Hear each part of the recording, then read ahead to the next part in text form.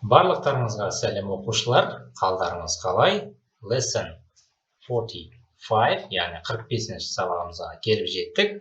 Балалар, біз осы уақытқа шейін past simple'ды өткен болатынбыз, біз 70 дұрыс емес етістік өткен болатынбыз.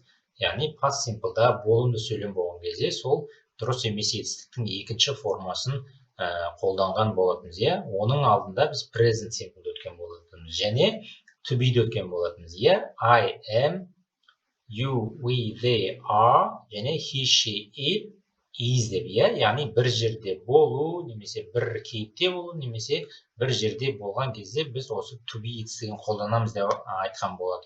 Енді мына бір to be етістігі, балалар, осы to be етістігінің өткен шағында, яғни өткен шақта бір жерде болу, немесе бір кейіпте болуды өткен шақта қалай айтамыз, соны бүгін үйренетін боламыз. Яғни ол үшін бізге мына екі сөздер қажет екен.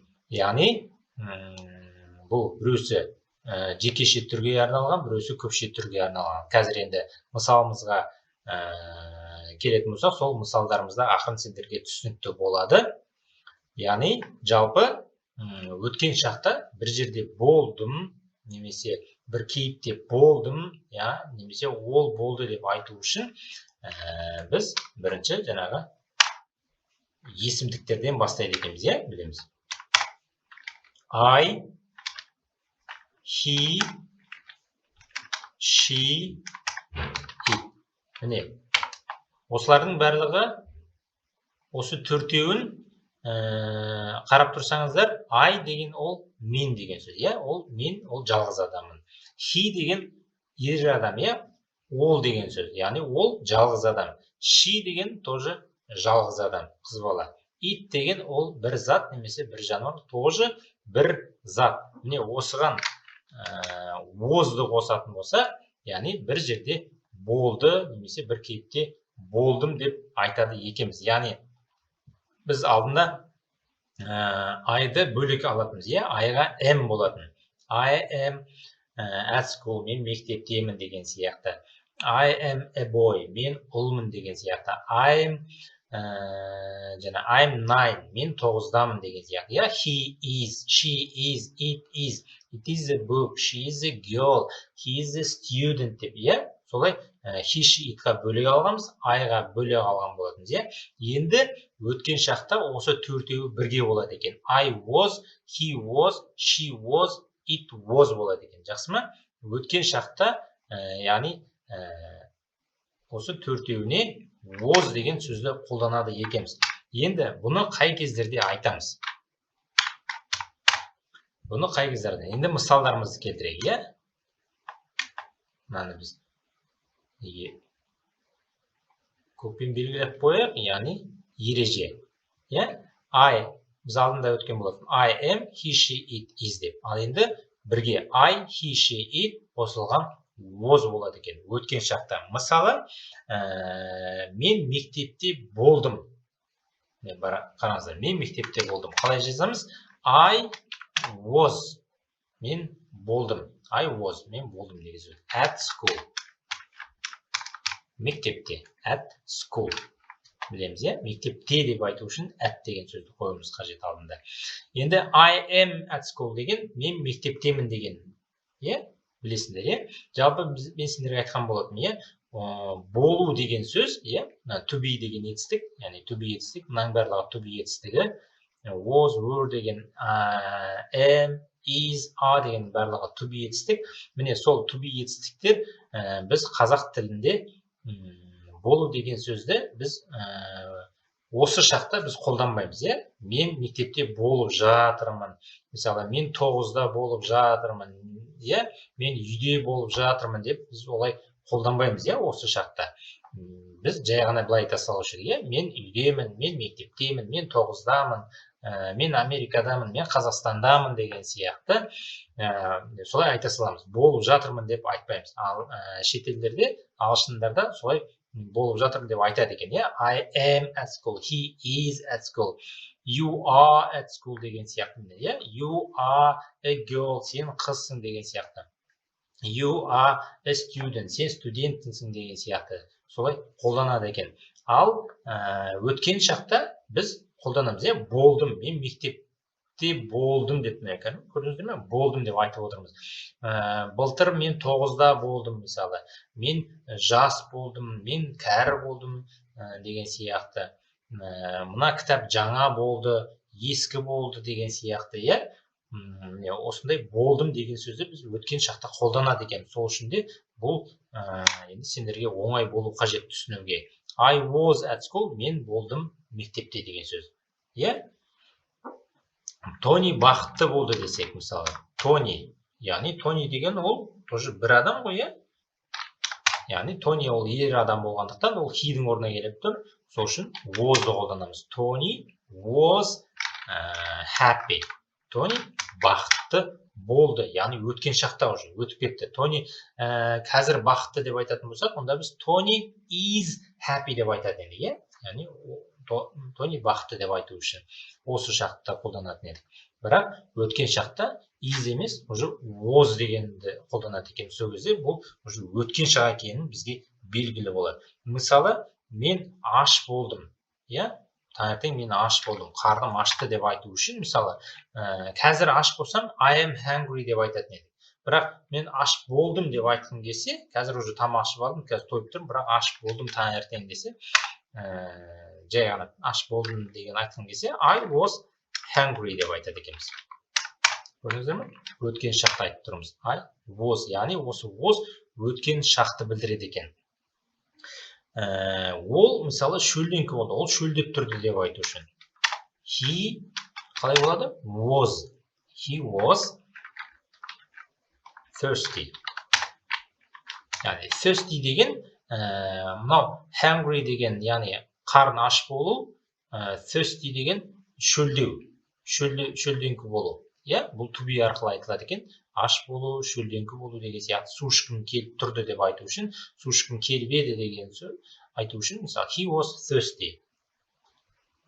Ол шөлденкі болды деген сияқты. Яғни, ол су ішкісі келген деген сияқты. Қазір ол шөлдеп тұрған жоқ деген мағынада айтылады. Жақсы ма? Мысалы, мен шаршаңқы болдым. Яғни, мен шаршап тұрдым, шаршаған болдым. Был уставший деп айтады ғой. Мысалы, орыстар да айтады екенбіз, был, мысалы. I was tired. Я был уставшим, орысша айтқан кезде. Мен шаршаңқы болдым. Неғып мына тірлікті істеп қоймадым десе, мен шаршаңқы болдым, шаршап тұрдым деп айту үшін I was tired деп айтады екенбіз. Был уставшим деген сияқты. Келесі, мысалы енді біз мына жерде I, he, she деп атырмыз. Енді басқа сөздерде келуі мүмкін, мысалы admission деген. Admission деген ол кіру, яғни вход орысша айтқан кезде, кино, парктерге, киноларға, мысалы цирктерге, мысалы вход деп айтамыз ғой, сол мысалы вход, кіру, тегін деп айтамыз, мысалы, бір театрға, концертқа кіру тегін, мысалы, кіру 2-3 теңге деген сияқты бағасы, билеттің бағасы деген сияқты. Сол кіру, бүйтіп жүріп кіру деген мағынада емес, сол мына admission деген, жаңа вход деген сөз. Был, болды, was, free тегін. Яғни free деген бос деген де білдіреді, free time, бос уақыт дегенде де білдіреді, және тегін деген сөзді де білдіреді. Сондай мағыналары бар екен. Тағы да басқа да мағыналары бар, оны басқа сабақтарда өтеміз. Admission was free. Кіру тегін болды. Вход был бесплатный. Орысша айтқан кезде. Түсінікті, Ол жалғыз болды. Ол, he, жалғыз өткен шақта айтып отырмыз. He was alone. Ол жалғыз болды. He was alone. Ол жалғыз деп айтатын болса, осы шақта онда біз былай айтатын едік, he is alone. Ол жалғыз деп айтатын. Бірақ біз ол жалғыз болды деп айту үшін he was alone деп айтады екенбіз. Яғни өткен шақта. Біз мына жердің жанына уже қоя береміз. Бір жыл бұрын деген сияқты, өткен жылы, last night, өткен түні, мысалы, last year, мысалы, 1 year ago, бір жыл бұрын деген сияқты. last month өткен айда ол жалғыз болды деген сияқты, иә? Осы өткен шақтарды айтқан кезде осы was арқылы айтады екенбіз. Келесі мысалымыз ол сабырлы болды, ол деген сияқты. Он был терпеливый мысал.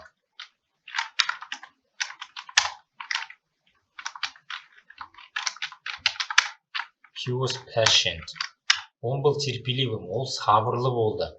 Немесе ол шыдамды болды деген сияқты, иә? Сондай мағынада айтылады. He was patient. Ақырын жаңа сөздерді үйреніп отырсыздар. Ол бос болған жоқ. Біз білеміз, иә? Бос болу уақыт менде занят, быть занятым, busy деген сөз, иә? Мысалы, ол бос болған жоқ. She was busy. Он был занят. Он был занят. She was busy. Он был деппін ғой. Орысшада she деген қыз баланы ана деп айтамыз, иә? Ана была занята. She was busy. Он был деген he was busy болады, иә? Келесі, менің ағам батыл болды. My brother. Бұны да білесіңдер, иә? Уже қандай ненің орнына, қандай есімдіктің орнына келіп отқан білесіңдер, иә? My brother, менің ағам. Яғни he-дің орнына келіп тұр. Яғни бұл жерде де біз не істейміз? Was-ды қосамыз. My brother was brave. Brave деген батыл, храбрый орысша айтқан кезде, иә? Батыл болды деп айтамыз. My brother was brave. Менің ағам батыл болды. That was fun дейді.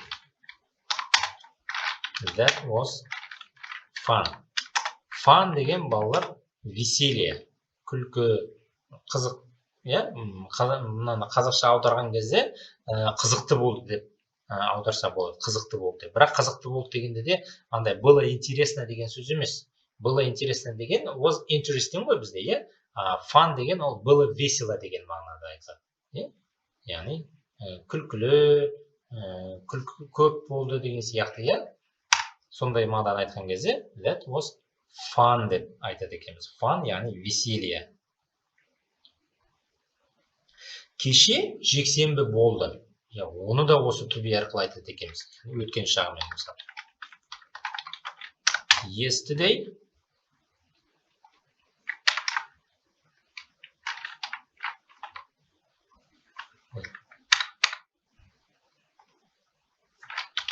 was Sunday. Кеше жексенбі болды. Yesterday was Sunday. Болды деп қазақ тілінде де айтып отырмыз, сол үшін was. Бүгін, мысалы, дүйсенбі деп айтатын болсақ, today is Monday деп айтамыз, иә? Today is Monday. Себебі ол осыша бүгінгіні айтып отырмыз, иә? Бүгін дүйсенбі болып кетті деп айтпаймыз ғой, иә? Бүгін дүйсенбі болды. Бүгін дүйсенбі дейміз. Кеше жексенбі болды деп айтамыз. Көрдіңіздер ме? Бүгін дүйсенбі болып жатыр деп айтпаймыз. Сол үшін де today is Monday болады. Ал өткен шақта yesterday was Sunday. Көрдіңіздер ме? Яғни to be-ді болуды шетелдіктер өткен шақта да, осы шақта да, келер шақта да айтады екен. Біз тек қана өткен шақ пен келер шақта да ғана айтады екен. Осы шақта біз айтпаймыз. Бүгін дүйсенбі болып жатыр демейміз. Бүгін дүйсенбі дей саламыз, бітті. Кеше жексенбі болды деп айтады екенбіз. Көрдіңіздер ме? Осы болу етістігін жақсылап үйреніп алыңыздар. Келесі мысалымыз, менікі дұрыс болған жоқ. Немесе менікі дұрыстың екінші жағы бар, иә? Дұрыс еместігін біз қалай айтамыз? Бұрыс деп айтамыз. Бұрыс деп айтамыз. Яғни, я был неправ деген сияқты. I was wrong. Яғни, right деген дұрыс деген сөз, иә? Сол right дегеннің қарама қарсы сөзі wrong, дұрыс емес деген мағынада айтылады. Яғни, менікі дұрыс емес болған. Менікі бұрыс болды деген сияқты. I was wrong деген сияқты. Томдікі дұрыс болды деп айтайын енді. Tom was right. Tom was right. Томдікі дұрыс болды. Wrong, дұрыс емес болды деген сияқты айтылады. Жақсы ма? Бұлай да енді жақсы оны бақ айтпай тұра тұрайын, келесі сабақтамызда үйрететін боламыз. Келесі мысалымызды айтайық. Джейн ашулы болды. Jane was angry. Angry деген ашулы. Angry birds деген білесіңдер, е? Ой, не? Сондай болған, е? Angry birds деген, яғни birds деген ол құстар болса, angry ашулы құстар. Сол арқылы жаттап алсаңдар болады. Angry ашулану, яғни ашулы болу. Jane was angry. Jane ашулы болды. Яғни қазір уже ашулы емес, қазір ашулы тарқаған деген сияқты, е? Қазір ашуланып тұрса, Jane is angry деп айтатын едік. Is деп уже осы шақпен айтатын едік. Jane was angry, өткен шақ уже. Ашулы болды. Jane was angry yesterday. Jane кеше ашулы болды. Немесе Jane was angry 5 minutes ago. 5 минут бұрын Jane ашулы болды деген сияқты. Yesterday was hot. Hot деген ыстық деген сөз. Ыстық. Cold, суық. Яғни бұл не деген сөз? Кеше не болды? Ыстық болды. Бұл уже ауа райына байланысты айтып отыр. Кеше ыстық болды деген сияқты. Yesterday was hot. There was. Яғни there деген бізде ана жерде was деген бар тұр жатыр деген, иә? There is, there are деген сөз, иә? Мысалы, there is a book, мысалы, кітап бар. On the table, мысалы, столдың үстінде кітап бар деп айтамын. There is a book on the table деп айтамын. Тура сол сияқты мынауда there was, яғни болды. Ары қарай не деп тұр? Nobody. Болды. Енді уже nobody деген ешкім деген сөз, иә? Яғни бұл ешкім деген сөз. Ешкім, ешқашан, осындай сөздердің барлығы автоматты түрде болымсыз жібереді. Яғни there was nobody, яғни болған жоқ деген мағынаны білдіріп жібереді. Себебі мына жерде nobody деп тұр, иә? There was nobody. Ол жерде ешкім болған жоқ. Яғни бұл жерде nobody автоматты түрде болымсыз жібереді. Келесі. Dinner. Dinner деген балалар бізде кешкі ас, иә? Кешкі ас болды. Не болды? Мынандай сөз болды. Awesome. Dinner was awesome. Яғни awesome деген, яғни керемет болды деген мағынаны айтылып отыр. Яғни кешкі ас керемет болды деп айтқымыз келсе, міне осылай айтуға болады. Dinner was awesome. Яғни былай айтуға болады тағы да. Dinner демек, мысалы, барлығы деп айтатын болсақ, everything. Жүрде көпше түр болып айтылғанымен, балалар, everything деген барлығы деп айтылғанымен, әр қайсысы деген мағынада айтылып отыр, иә? Everything, әрбір зат деген сияқты. Яғни, сол үшін де әр қайсысы деген, әр талы деген, яғни бір талдан айтылғандықтан, яғни бұл жекеше түрге жатқызып кетеді. Everything was delicious.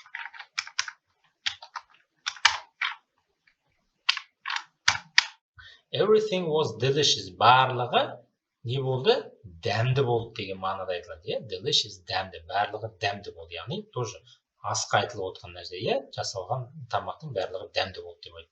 Everything was delicious. Немесе everything was awesome деп те айтуға болады. Барлығы керемет болды. Барлығы дәмді болды деген сияқты. Dinner was delicious деп те айтуға болады. Кешкі ас дәмді болды деген сияқты. Барлығы керемет болды деп, мынаны енді тек қана кешкі асқа ғана емес, басқа да керемет болған істерге де айтуға болады. Оңай болды деп айту үшін. That was easy.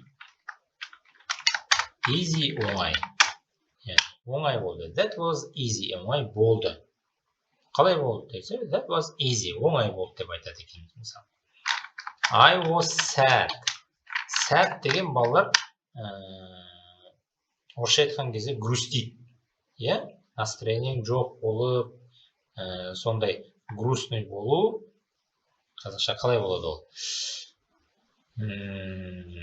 Көңіл күйің жоқ болу, осы sad, be sad, быть грустным орысша айтқан кезде. Соны өткен шақта айту үшін иә, менің көңіл күйім жоқ болды кеше деп айтқымыз келсе, I was sad yesterday деп айтады екенбіз. Жақсы ма бұлар? I was sad. Көңіл күйім жоқ болды. Көңіл күйім болмады деген. Барлығы бақытты болды. Иә? Everyone. Әрбіреуіне көрдіңіз? Everyone деп тұр. One біреу, әрбіреуі. Барлығы деп аудара береміз, бірақ әрбіреуі деген мағына айтылады. Сол үшін бұл жеке түрге жатады. Everyone was happy. Барлығы не болды? Бақытты болды. Everyone is happy деп айтатын болса, барлығы бақытты деп осы шақта айтамыз. Everyone was happy, яғни барлығы бақытты болды деп айтамыз. I was sad, жаңа мен осы шақта айтқыларыңыз келсе, қазір көңіл күйім жоқ деп айтқыларыңыз келсе, I am sad деп айтады екенбіз. Мне грустно. Менің көңіл күйім жоқ. I am sad. Иә, ол I am, ол present simple, яғни осы шаққа жатады. Was өткен шаққа жатады. Түсінікті, иә, балалар? She was naive дейді.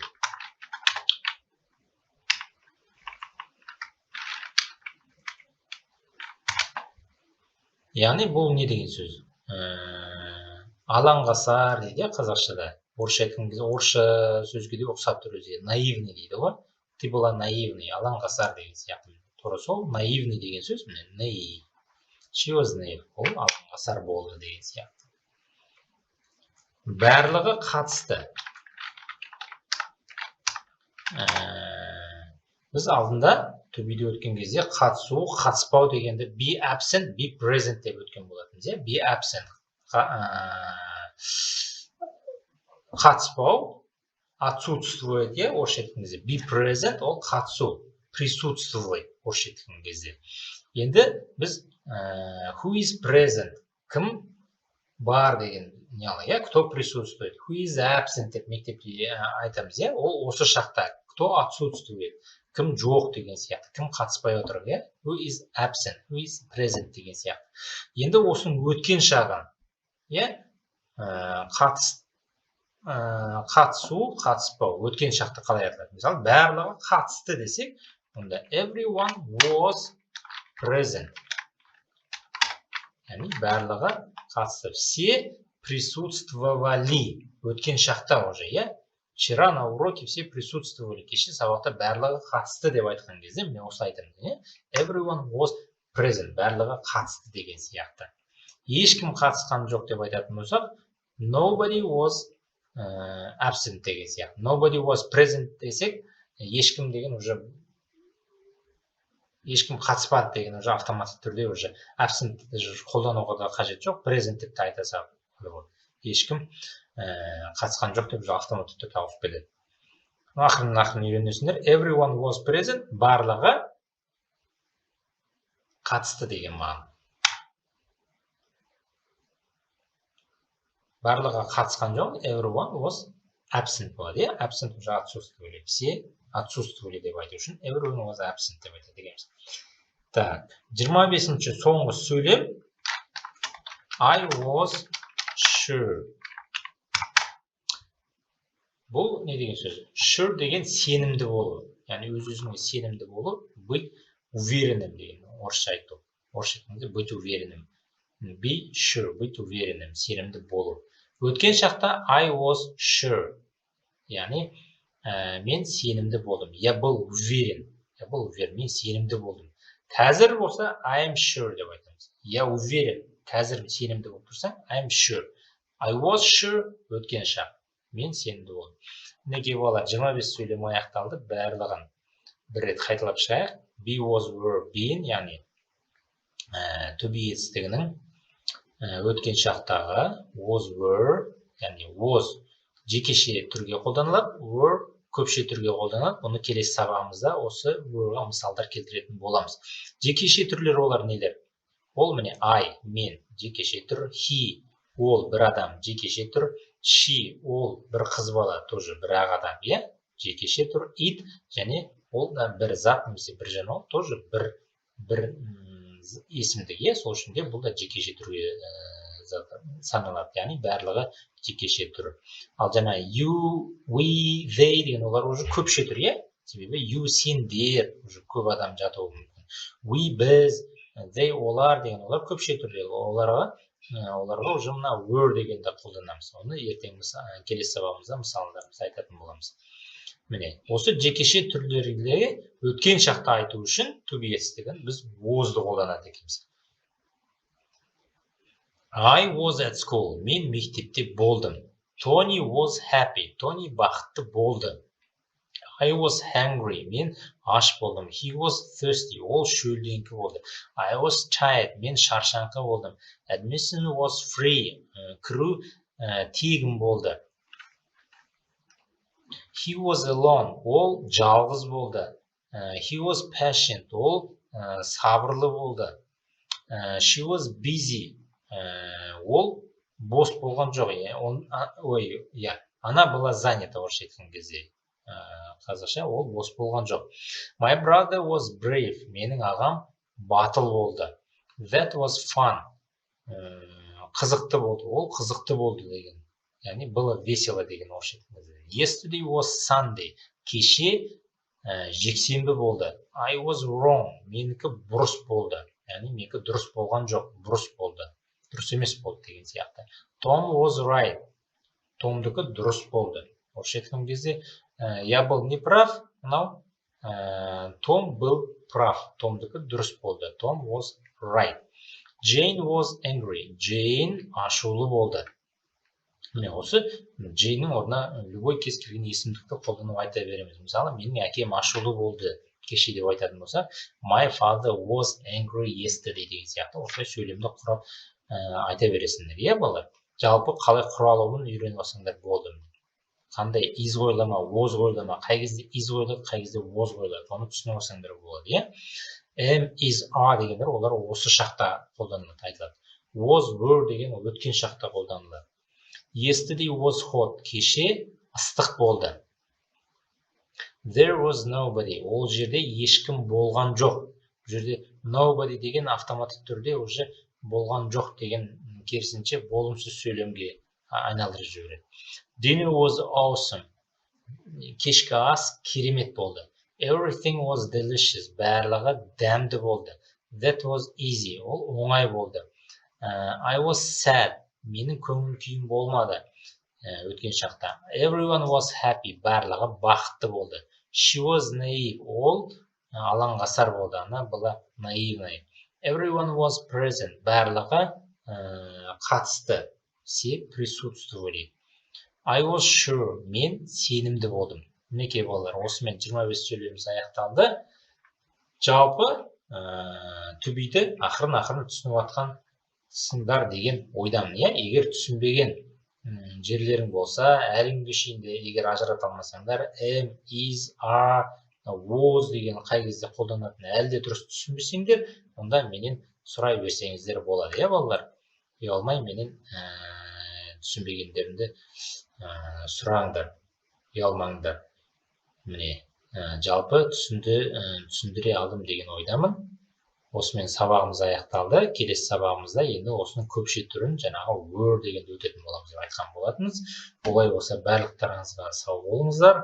Келесі сабаққа кездескенше барлықтарыңызға сәттілік.